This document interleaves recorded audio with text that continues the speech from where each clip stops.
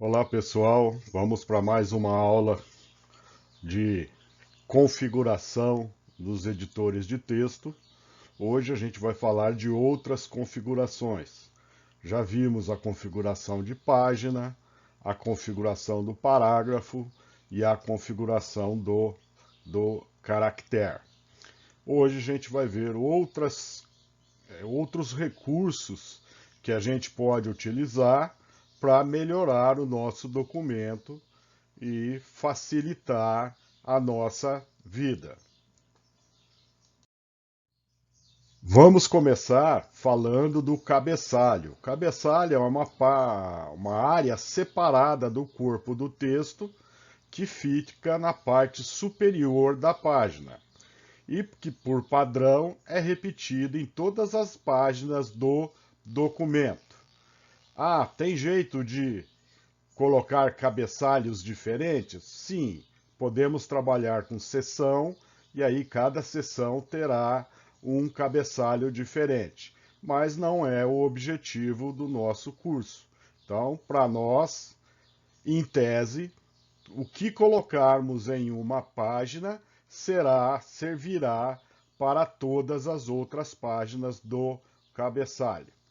Como o nosso foco são os documentos nas empresas, na empresa geralmente tem um logo, o nome fantasia da empresa e o departamento que está emitindo, escrevendo aquele documento.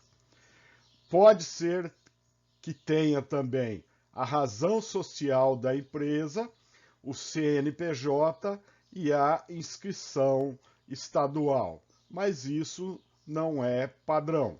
O padrão é o logo e o nome da fantasia da empresa. Provavelmente, se você entrar numa empresa já estruturada, ela já vai ter esse padrão e você não precisará confeccionar todo o documento, você vai ter que utilizar aquele modelo que já existe. Mas se a empresa é pequena, ela não conseguiu ainda fazer um padrão. Então, você pode auxiliar para que o seu patrão, os seus chefes, montem um padrão, porque esse padrão serve para a identificação da empresa e cria uma ferramenta de marketing. Toda vez que um cliente da empresa recebe um documento com este padrão, ao bater o olho no logo, mesmo que esteja distante, ele sabe quem é que mandou. Então, é muito importante você ou a empresa ter um padrão. Então, cabeçalho, área separada do texto na parte superior. Vamos falar também do rodapé. Rodapé também é uma área separada do corpo do texto, que se repete em todas as páginas, só que fica na parte inferior da página. Cabeçalho na parte superior, rodapé na parte inferior. E o que nas empresas se coloca no rodapé? Todas as opções de comunicação com a empresa, o endereço completo, telefone, e-mail, se tem site, WhatsApp, Instagram, Twitter, tudo que possa ser utilizado de comunicação com a empresa é colocado no rodapé. Por quê? Para facilitar a vida das outras pessoas que recebem a correspondência da sua empresa, o documento da sua empresa.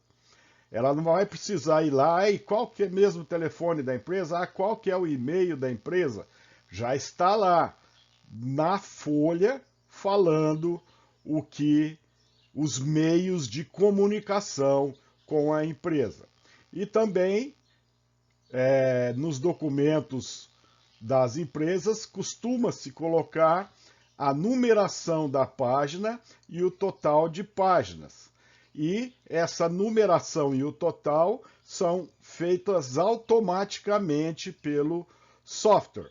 Você não vai precisar entrar lá na página 1, escrever 1, página 2, escrever 2. Não, existe uma ferramenta que a gente coloca, uma opção de ferramenta que a gente coloca, e essa numeração e a totalização de páginas é feita automaticamente, ok? Então, falando ainda de numeração e totalização de páginas, algumas empresas colocam página, escrito página, tá? Página 1 de 1, página 1 de 1, ou só 1 de 1, 1/1, 1/3, 1/20, depende de quantas páginas são colocadas, quantas páginas tem o documento. Essa numeração geralmente é colocada no canto inferior direito, dentro do rodapé. E por que do lado direito na parte de baixo?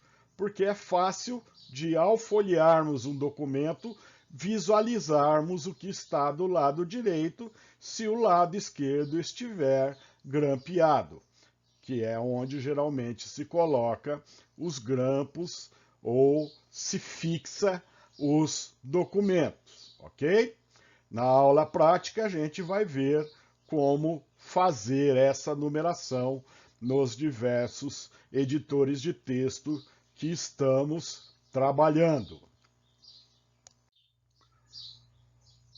Outra facilidade que os editores de texto nos dão são a inserção de objetos. Esses objetos podem ser uma caixinha de texto, uma forma, uma figura, um gráfico, uma equação. Podemos até colocar som e vídeo. É claro que para documentos comerciais, falar em som e vídeo a pessoa recebe uma página impressa sua com o som, não tem jeito. Então, isso aí são utilizados em documentos que serão visualizados em outros editores de texto. Então, som e vídeo não é comum, mas imagens, figuras, as formas, gráficos e equações são muito utilizadas. Entre as formas, nós temos linhas, desenhos, balões, símbolos, que pode ser de fluxograma ou de outro grupo de desenhos, de símbolos. Nós vamos ver isso também na aula prática e lá a gente vai passar uma atividade para vocês sobre isso, ok? Então, podemos inserir objetos em um editor de texto. Além dos objetos, é muito utilizado a gente inserir caracteres especiais. São símbolos que não estão disponíveis no teclado, mas tem jeito de inserirmos no documento. Aí, nessa página, a gente tem um exemplo, né? O ômega, o sinal de maior ou igual, o símbolo de infinito, o mi, setinha para cima, o símbolo de raiz quadrada. Então, existem lá muitos e muitos símbolos que poderão ser inseridos no seu documento, na sua página. Então, nós vamos ver também como inserir estes caracteres especiais. O mais comum, como eu falei para vocês, dos objetos é uma caixinha de texto. É parecido com um balão desses que a gente vê em gibi, mas são mais fáceis de configurar e têm mais recursos do que os balões. O que tem se utilizado muito também é inserção de links para páginas de internet. Então você coloca um texto e dessas palavras, desse textinho, algumas palavras, você seleciona e coloca um link para a página de internet. É claro que num documento impresso